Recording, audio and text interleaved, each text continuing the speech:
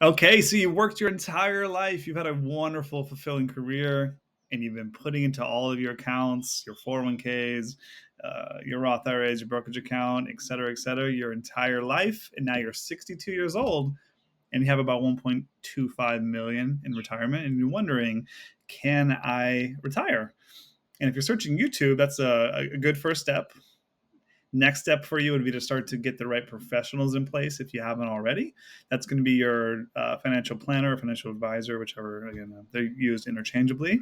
You may or may not want a good tax person at this point in your life if you don't have one. And then at some point here, you're going to want to get with an estate planning attorney and knock out any kind of legal documents for all of your assets. So that's going to be a trust, a will, etc., just so you have peace of mind, and so that's easy on your beneficiaries. And overall, your estate, even if you don't have kids, if you're an empty nester, that's fine too. Just you can leave money, and you should have this done as well. Otherwise, it just goes to probate to the state, and they take a lot of fees for it. And they decide where your assets go. So, anyways, get that done. Find yourself some professionals. But talking money today, here are some numbers over there. And I just targeted specifically 1.25 million here in your accounts because we're seeing that more and more with people as far as just what they've accrued in their 401ks mostly is the biggest wealth builder over time. This is your totality here. So what's going to happen is you're going to get with a financial planner or someone too, or if you do this all yourself, that's fine too.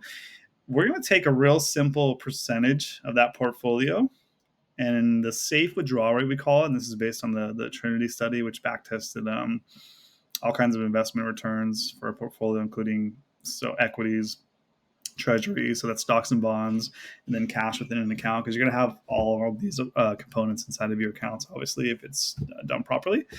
And we're going to say, what does that make us historically? What has that made us historically? How much can we withdraw even through bull and bear markets and still be safe, essentially, or as safe as possible? Because there's always going to be risk with investing, obviously, and nothing's guaranteed in it too. But if you just take a measly 4% a year, which ironically is what's called your required minimum distribution from pre-tax accounts, IRAs, 401ks, etc., you got to take it anyways. So yeah, after you hit a certain age, so usually it's around 72 to 75 based on your birth year. But we're going to take 1.25 million, just multiply that by 4%. And that's how I get that highlighted 50K a year roughly. And it's a nice, clean, smooth one. Now, if this is pre-tax money, this is going to be a gross 50K a year. You're going to need to plan for federal and state taxes, of course, based on the state you reside in, whatever bracket you may be in, essentially. Most people are probably around that 12% bracket right now, sometimes 10 from what I see out there. Because again, you don't have employment income anymore if you're retiring. You just have your portfolio distributions, and then you're going to have Social Security or a pension. Now, which is taxable again in most states too. If you have less than this, if you have 1 million, that's about 40K a year. If you have less, obviously follow those numbers on my tracker too. If you have more, wonderful too. Take a simple 4%. Again, that's called a Trinity study, and it's really, really, really interesting. Now, 4% is pretty safe. It means you leave your balance at 1.25 million. You're just withdrawing essentially what it's making for the most part. It typically can make a little bit more, but again, a safe withdrawal rate is what we call it. You can up it if your goal is to spend down some of your assets and not have that 1.25 million into perpetuity. Then you may want to up your distributions to 5% or 6 or 7 or 8 even. You could probably handle it. I mean, hell, if your portfolio is making 8% a year in totality between all the investments inside of it, stocks, bonds, cash, etc., then you can take 8. Now the key is here, the goal is really to be able to live at your personal level, not over leverage. You want to live on your fixed income. That's going to be your Social Security. If you can live on that, and a pension if you have it. If you can live on that or a combination of those two, let your portfolio do its thing, you're just going to cherry pick. On the good years, you may enjoy a larger distribution for the year for yourself. And you may go travel the world, do a nice trip or gift or something for people you care about. You may remodel your house. I see that a lot with my clients, etc. Do something nice, and enjoy some of the money, right?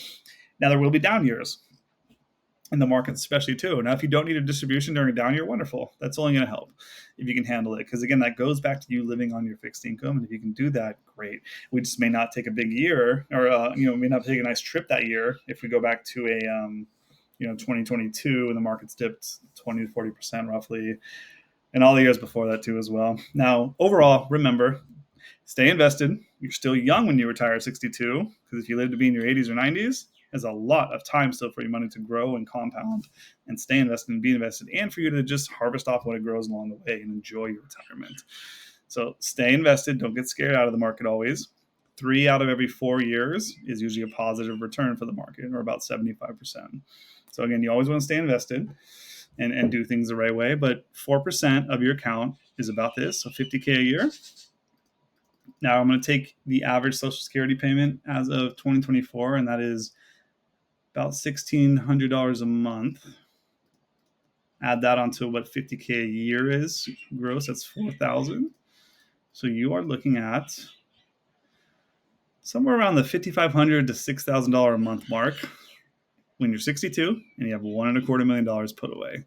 If that's enough for you to live on, wonderful. I think you can pull the trigger. Again, talk to professionals first. You want to green light this thing. You want to do many, many steps before. You want to master your money. You want to have a plan in place, and you want to be mentally ready to do this. Because once you retire, you really don't want to go back to work again. Typically, you don't want to go interview. You don't want to search. Maybe you're cantankerous at this point. I'm just kidding. You're not. That's a good balance to have. Again, if you can live on that, wonderful. Usually at this point in your life, also I should mention, you have all your debts conquered and paid down. The vehicles are done for the most part. Maybe you want to take care of one before you retire too as well. Go ahead and retire that debt. That's a wonderful plan.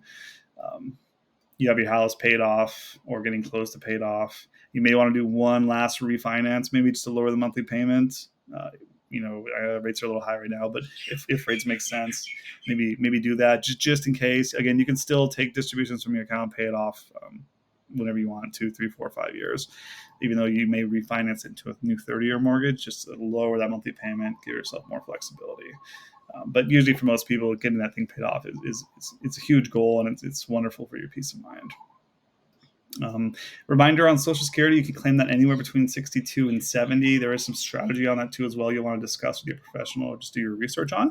I have some other videos obviously on that too as well if you want to check those out.